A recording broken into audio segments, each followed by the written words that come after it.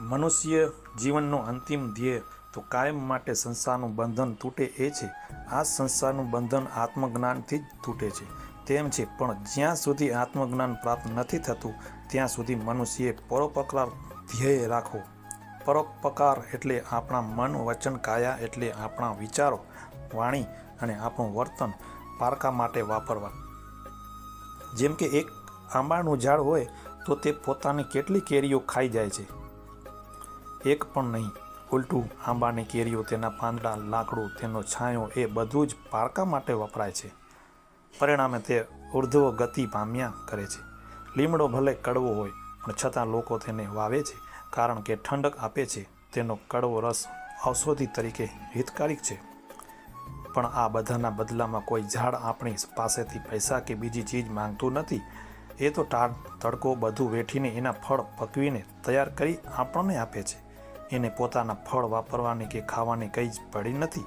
તેવી જ રીતે મનુષ્યનો દેહ મળ્યો છે, એ બીજા માટે વાપરીએ તો જીવન લેખે લાગશે. પોતાના સ્વાર્થ માટે જ વાપર્યા કરીએ તો એ મનુષ્ય ના કહેવાય. આ ઝાડનો ઉદાહરણ મનુષ્ય ઉપદેશ આપે છે. તમે તમારા ફળ બીજાને આપો. ઓબ્લાઇઝિંગ નેચર રાખો તો કુદરત તમને આપશે. કુદરતનો નિયમ એવો છે કે જે પોતાના મન, વચન, કાયા બીજા માટે વાપરે છે એની પોતાની જરૂરિયાત આપોઆપ પૂરી થઈ જાય છે. જેમ કે ઝાડને ક્યારેય હવા, પાણી, પ્રકાશ કે ખોરાક માટે વિચારવું નથી પડતું. આપણે ક્યારેય ઝાડને ઇમોશન થતા જોયું? 1 માઇલ દૂર નદી છે તો ત્યાં જઈને પાણી પી આવવું?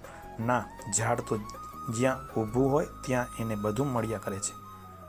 પરોપકાર જ નહીં, પોતાના ઘરના લોકો માટે પણ મન, વચન, કાયા વાપરે જ છે. તેને બધું મળી રહે. જેમ કે કૂતરી એના બચ્ચાને ખવડાવે, પીવડાવે અને સાચવે છે. એ બચ્ચાની અંદર પણ ભગવાન રહેલો છે, એટલે કૂતરી એના બચ્ચાની સેવા કરે છે. એ પરોક્ષ રીતે ભગવાનની સેવા કરે છે. નિયમ છે કે બીજાની સેવા કરવાના પોતાના મોહ, મમતા અને સ્વાર્થ ઘટે છે. કૂતરીને એના જીવન નિર્વાહ માટે બધું એની મેળે મળી રહ્યા છે. એમાંય મનુષ્ય તો સામાન્ય અંદર ભગવાન છે એમ ઓળખીને સેવા કરી શકે છે અને તેનું બહુ ઊંચું ફળ મળે છે. જેમ જંગલમાં ઝાડ અને વેલ પરસ્પર સહજીવ ગાળે છે અને એકબીજાના વિકાસમાં મદદ કરે છે, તેમ પરસ્પર ઉપકાર કરવો, એકબીજાને પૂરક થવું, એકબીજાને સહાય કરવી તેના માટે જ જીવન છે. પણ મનુષ્યમાં બુદ્ધિ વિકાસ પામી છે. પરિણામે એકબીજાના પ્રત્યેક રાગ, દ્વેષ અને ભેદ વધ્યા છે. મનુષ્યમાં પોતાનો મોહ અને સ્વાર્થ માટે બધું વાપરવાની વૃત્તિઓ વધી છે. ખરેખર જીવનમાં પૈસાનું પ્રમાણ રાખવું જોઈએ અને કમાણીનો થોડો ભાગ પરોપકાર વાપરવો જોઈએ. ફક્ત પૈસા બીજાને માટે વાપરવાથી જ પરોપકાર થતો નથી, પણ કોઈને બીજી રીતે મદદ કરીએ એવા 2-4 વાક્યો કહી જેનાથી સામાન્ય મુશ્કેલીઓ ઉકેલ આવી જાય તો પણ પરોપકાર જ છે.